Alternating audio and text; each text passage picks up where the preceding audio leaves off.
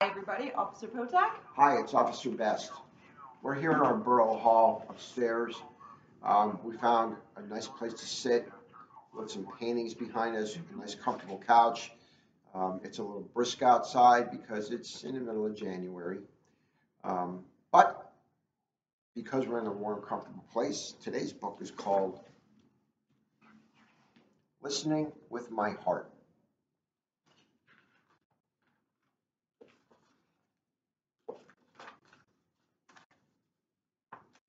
Esperanza's tummy fluttered as she practiced her lines on the porch.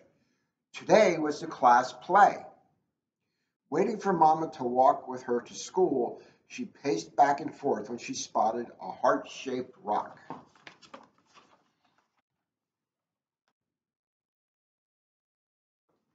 You think she took it and painted it like you do? Officer Potak does that. Interesting point. Look around the borough because there are painted rocks that Officer Potak and I have put out. She's painted them, we put them out. I just put like 5 or 6 out today. I'm going to continue to put some out. I got some Valentine's ones coming up I'm going to put out. So look for them. It's under JD Potak Rocks. I put pictures up and then I put them out. And if you find them, take a picture. Let me know. Funny you say that. We were at the Lehigh Valley Zoo yesterday with my granddaughter Amelia. And Amelia found a painted rock at the zoo. So my daughter took a picture of it and posted it on the rock website. And then we took her to lunch and she relocated her rock that she had found. And funny enough, later on in the evening, my daughter found that the people who had placed that rock at the zoo saw the posting and said, "Hey, that's our rock." So do that. If you find one of Officer Potak's rocks, make sure you post it because she'll let you know, "Hey, that's one of my rocks." You know, one of mine is in Maryland. Get out. Somebody from the borough took it down to Ocean City, Maryland, and somebody in Maryland found it and posted on my page that it's down in Maryland. How cool is that? Yeah, that's pretty cool. Esperanza picked it up and showed it to Mama as soon as she stepped outside. "I see you found a little treasure," said Mama. Esperanza rubbed its rough surface and felt a twinkle of joy. "Maybe it's a sign." "For what?" asked Mama. She thought about the class play later that afternoon, wondering what it would finally be like in the spotlight. "To put my heart into everything I do," she answered.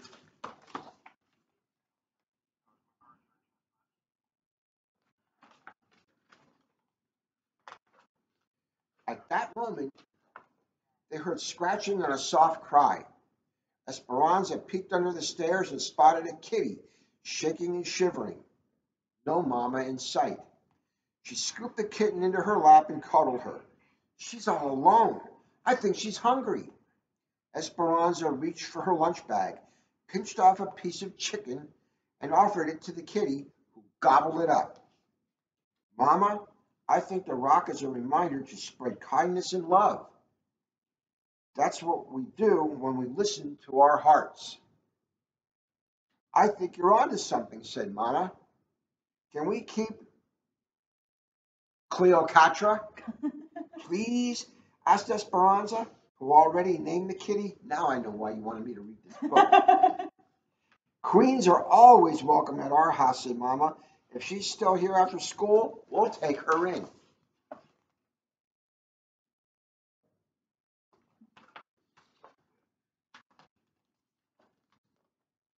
March is going to be Dr. Seuss month, so you'll see me a lot of it. At school, Esperanza was more focused on the play than on math or reading. Who pays attention to it? Clutching her script during recess, she noticed Bale sitting alone on a bench. He was new in school this week and didn't speak much English. She wondered if he felt lonely or scared. Esperanza found a soccer ball and kicked it over to him.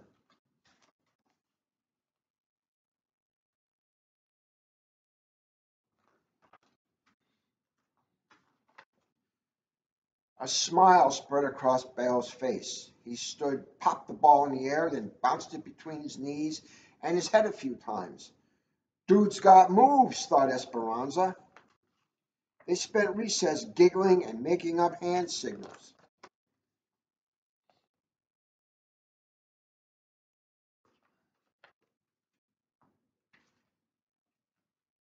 Afterwards, Esperanza borrowed Miss Owen's English Vietnamese dictionary. She wrote friend in Vietnamese, drew a picture of Bale and her, and put it on his desk. Esperanza rubbed the rock in her pocket. Listening with her heart made her feel peaceful inside.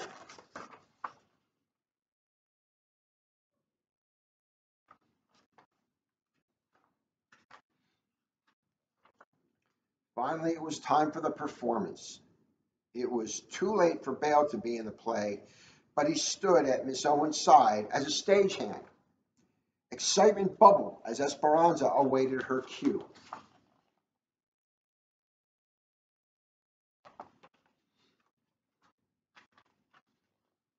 Esperanza walked on stage, tripped as she was about to say her first line, and splattered across the stage. When she got up, she forgot her lines, so Miss Owens whispered them to her from backstage. Heat rushed through Esperanza's body as all eyes were glued to her. She wished she could disappear. You ever feel like that? Something happens, you're in the spotlight, and all of a sudden you just wish that you were non existent. I ruined the play, thought Esperanza, rushing off stage as soon as she finished her part. I messed up in front of everyone. She tucked herself in behind some props so no one would see her. Esperanza noticed her body shaking and her face still burning. She took a deep breath and dug the rock out of her pocket. It was cracked and lopsided, just how she felt. Esperanza touched her hand to her heart and felt the disappointment.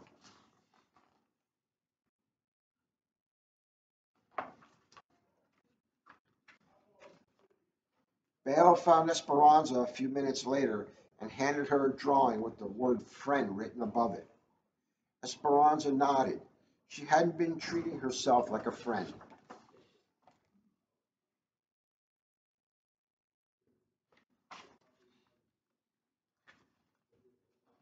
Esperanza realized this wasn't the first time she'd been unkind to herself. At the soccer game last weekend, she missed the ball that swooshed by her head, and they lost the game. Nice work, a player from the other team yelled as the others laughed. Esperanza thought she'd let her whole team down what was and was the worst soccer player in the world. Thinking those thoughts had made her feel worse.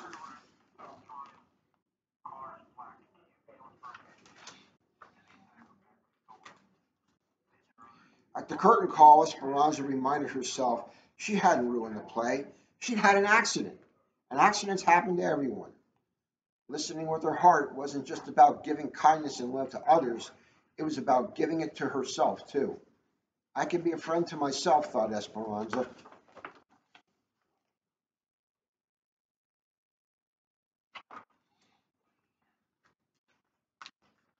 When Esperanza got home, she focused on her favorite things. She zipped down the hill on her bike and spent the afternoon painting at the kitchen table. She also got the hug she needed from Mama and some cuddles from Cleopatra. Wearing a helmet. Absolutely. Wear a helmet. Being Always safe. wear a helmet when you ride a bike. Listening with your heart. Some days stink. Not everything will go the way you want. You'll get upset. When this happens, you can pause. Take a few deep breaths and practice listening with your heart. You can name what you're feeling, and whatever you feel, that's okay. Listen to your body. Notice the sensations that you're having. Pay attention to your self talk. Are the words supportive and understanding or mean and rude? Are you being a friend to yourself? When we treat ourselves with the same kindness and understanding that we would give to someone we care for, we're practicing self compassion.